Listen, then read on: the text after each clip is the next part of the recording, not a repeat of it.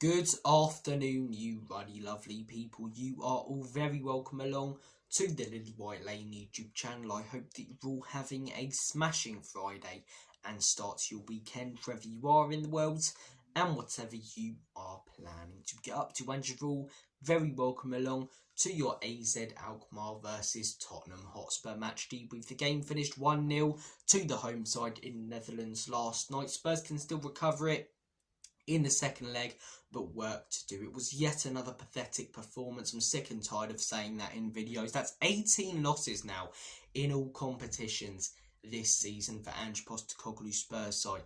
How can anyone defend this manager, these tactics and this record? It really is beyond me. It really is. 18 losses. Let that sink in. And there's still a few months to go with the season. The season don't finish till towards the end of May. We've only just started March. It genuinely could end up with 23, 24 losses. That's mad. That is absolutely mad. 18 losses at the beginning of March. But all I hear for this manager from so many fans is excuses. He hasn't been given the backing. He's been backed more than previous managers and he's done a far worse job. He's had injuries. He's caused a lot of them due to his system. Look at Arne Slot, the way he's managed that Liverpool team. Look at their running stats and then look at the amount of injuries they've got. It's not a coincidence or unlucky that we've got these injuries because he keeps overworking players. He rushed back players like Mickey van der Ven and Romero. And now that players are starting to come back, those who have been overworked because he hasn't adapted the system to prevent more injuries over the last few months will now be out injured. Players like Kulusevski, and I wouldn't be surprised if someone like a Jed Spence is very soon, or an Archie Gray who's been played out of position.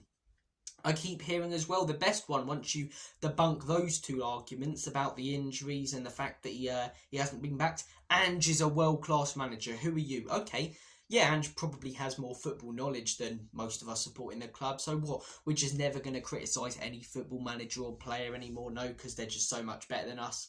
We should just I'll quit this channel then. I'll quit this channel, yeah, I'll just stop talking about Spurs because I'm just a fan. I know nothing. Ange knows way more than me. AFTV, they might have to shut down everything they've built over the last 10 years because Arteta's a professional coach and none of them are.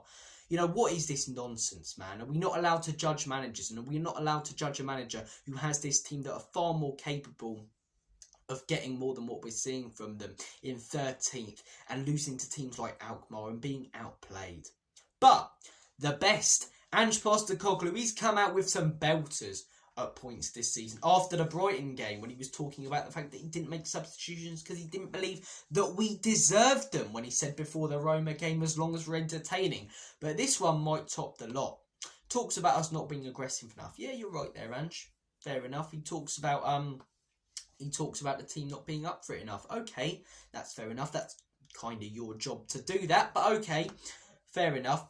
And then he says it's a combination of things, including, and I quote, "It was a tricky pitch and we didn't really handle it well." It's the same pitch for both teams. This is like Arteta with the football. Why is he stooping to this absolute rubbish? I always thought my man isn't thick, far from it, but my days, it was a tricky pitch and we didn't really handle it well. What's he going to be saying next? James Maddison missed that shot because he didn't wear his lucky boots today. You know, seriously, man. We didn't lose that game because it was a tricky pitch. We lost that game because of your rubbish tactics, your mismanagement of this squad, and the fact that we played terribly. Just leave it at that. You said the bit about not being aggressive enough. Just leave it there. But oh no.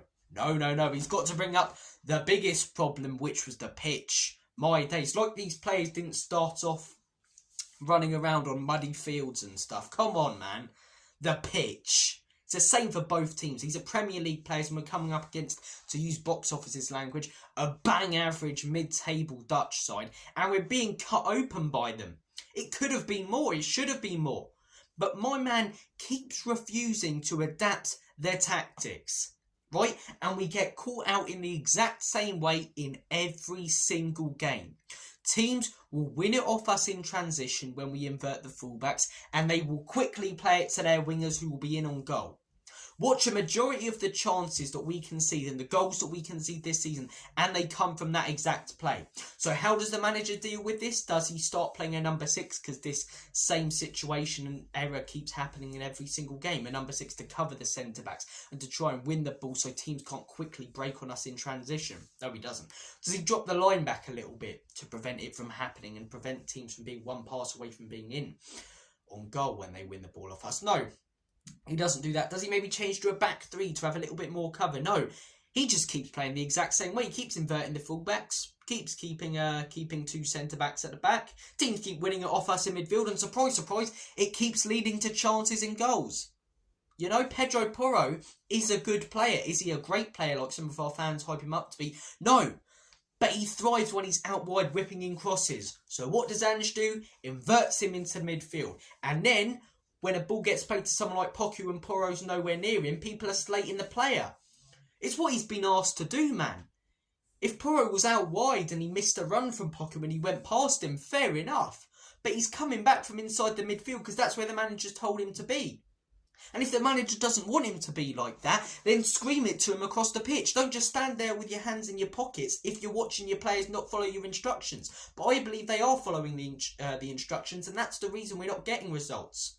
The players don't know what they're doing. James Maddison, you don't have to be that good at lip reading to see what he was saying on the bench yesterday to Sonny. It's the same play constantly. And he's right. And James Maddison, look, these players, despite how bad this manager is in the system, can they do better? Yeah. Can they finish chances? Sometimes they don't. Yeah. And if they did, will we be higher in the table? Yeah. Players have to take accountability. But are we getting the best out of them? Are we playing to their strengths? No, there are a lot of teams in the Premier League and in this competition, the Europa League, that have far worse squads than us, but their managers play to their players' strengths and get the most out of them. Ours doesn't. We have 2 fullbacks who thrive on being out wide and whipping in crosses. We invert them into the midfield. We have a player like Heung-min Son, who I believe is on the decline, but thrives when he's an inside forward, running off flick-ons from the attacker. Where do we have him? Hugging the touchline out wide. Brennan Johnson, inside forward and striker for Forest. Where do we have him? Hugging the touchline. Matisse Tell, right? Very, very poor so far at Spurs. He can do better. But where do we have him? Up top, trying to battle with centre-backs and make runs to hold up the play. He's a small striker. Like, what are we doing? I just don't see how the attacks start, right? I really, really don't. So if we're trying to play out against teams, you've got no number 6 sort of dropping back to link things up. And if you're trying to go long, who are you going long to? Because you're technically playing with all number 8s in the midfield. You've got no hold-up striker up there, like a Solanke. So, I don't get what we're trying to do. Why are you smashing it long when you've got 3 players making runs? You know? Who's the one who's going to hold it up and play it to those players?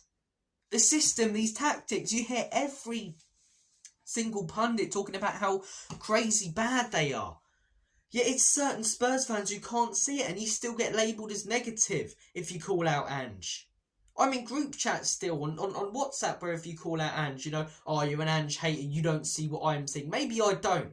Maybe I need to take off my glasses because I've got rose-tinted glasses. But wouldn't that be the opposite, right? Wouldn't that be the opposite? It's just week in, week out. It's like we're watching the same football and, oh, it's entertaining. It's entertaining. No, it's not, man. You can stick your entertaining where the sun don't shine. It's not entertaining. People slated Antonio Conte, a competent, good manager who had a team of piling, steaming SHIT for a club, right? That's the team that he had. He had a centre-backs like Longley, Dyer, Sanchez. And he had us in 4th and got sacked. And people were complaining about his football being boring. When he was trying to get the team to quickly break on the opposition. When he was trying to get a load of donkeys at the back to have a decent defensive structure. But this manager who's got a far better defence. This manager who's been backed far more than a manager like that. This manager who is sat 13th gets defended far more because his football's entertaining. Because we played 10 games last season that were really, really encouraging. Since then, 10 games, how many games of football have we had where we've been excellent? Maybe 5, 6, something like that. You know, I'm not entertained watching this most weeks, even when we've been winning recently. Was I entertained against Man United when we won? No. Brentford? No. Ipswich, I thought we were better in that game, but, you know, level of opposition and that, so I don't get this whole narrative of Spurs being entertaining. Look, I suppose people have different flavours of crisps that they like, different flavours of sweets that they like, and different styles of football that they like. Possession-based football, execute correctly, can be entertaining. Not only are we executing it wrongly and poorly, but I'm not a fan of possession-based football anyway. The type of football I like is your wing-backs out wide, bombing forward, whipping in crosses. I like a back three. I like a solid defensive structure, and I like quick counter-attacking football with quick players up top and a hold-up striker. That's the type of thing I like. So this style of football, inverting the fullback, tippy-tappy side to side, it's not for me anyway. And the way it's executed by this manager, the players don't even know what they're supposed to be doing. You can lip read that from Maddison. You can see it with the midfield. There's no structure in there. It's not like, okay, this person's the 6, this person's the 8, this person's the 10. It's sort of like we're all interchanging and no one knows what runs or passes they're supposed to be making. That's why we barely created anything yesterday, because the attackers are trying to make runs, but no one's spotting them because we don't have that out-and-out player playing in the 10 in there. And then the defenders are trying to link up play with the midfield, but you don't have that 6 dropping in a little bit deeper to try and connect things between the midfield, attack and defence, like someone like a Rodri does for Man City. What successful team in history has there been that hasn't had a top class number 6? I can't think of it. We have someone who could play in that role, Archie Gray, but you know what will happen? Here you go, Archie. Well done, mate. This is what Andrew said. I'm not going to do the accent, but well done, Archie. You've filled in. I've thrown you right in the deep end, mate. And you've come out shining. You've looked fantastic over the last few months. You're really, really having a horrendous team with horrendous tactics. You've really shined. So you know what I'm gonna gift you with? Archie Gray's gonna get all excited. He's gonna go, a start in the number 6, boss. A start in my actual position. No, you've played out of position the last few months. You've saved my skin countless times. You've won Best London Youngster, the Football Award. Your gift, my friend, is to be benched because my favourites are back. What you gonna do, brother, when Pedro Porro, you Doji, Van de Ven Romero, my favourites, run wild on you, brother? It's like that. Honestly, man. I've got to act stupid because if you don't laugh, you'll cry. Look, a few weeks ago, these results would annoy me. A few months ago, these results, I feel pretty numb to them about 10 minutes after. The manager is just really clueless. I think these players are hugely overhyped by our fans. The owners are the biggest problems. I can't keep stating that enough, but we've got better than what we're seeing right now. Players and the money that's been given to this manager. Right now, the biggest problem at this very moment, well, not the biggest problem, but the main reason for me, we are in the position we are right now in the Europa League and in the Premier League, is the manager. But Levy's got to pull the trigger. For once, I actually want him to. For once, I don't want him to sack a serial winner before a cup final. Or another serial winner when he's got us in the top 4, done better than any other Spurs manager in donkey's years. No, I actually want him to pull the trigger on this guy, and he won't. Don't get it. Look, we can turn this tie around. We probably will, in all honesty, at home. But do I think we're going to win this competition after watching that? Not a chance. I didn't think we were going to win it anyway. I think to keep calling us the favourites is extremely patronising to teams like Lazio, who are far better and have been this season with better managers, better players, better tactics. The club's a shambles at the minute, rotten to the core. I'm fed up of talking about it. If I can't criticise Ange and I don't know anything about him, you don't know, the football that Ange does. Okay, let's just end all football channels then and stop criticising managers, yeah? Sound good? Look, I'm going to shoot off, guys. Take care of yourselves. Have a smashing day. And as always, come on you Spurs, lean in.